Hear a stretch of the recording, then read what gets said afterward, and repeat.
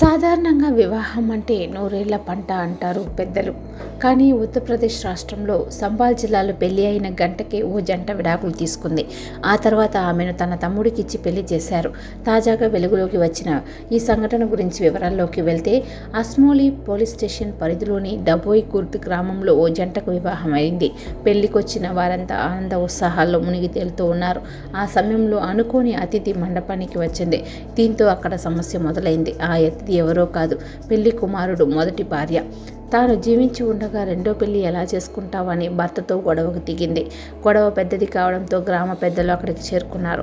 మరోవైపు భార్యకు నచ్చజెప్పేందుకు పెళ్లి కొడుకు వేషధారణలో ఉన్న భర్త ప్రయత్నించినప్పటికీ ఆమె వినిపించుకోలేదు. విషయం పోలీసులకు చేరడంతో వారొచ్చి పోలీస్ స్టేషన్లకు తీసుకెళ్లారు.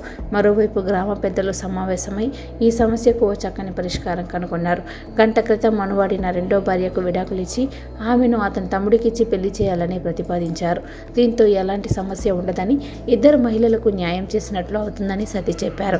ఈ సలహా నచ్చడంతో మొదటి భార్య కూడా మిన్నకుండిపోయింది.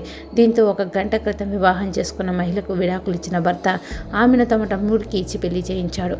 దీంతో పోలీసు కేసుల గొడవ లేకుండానే సమస్య పరిష్కారమైంది.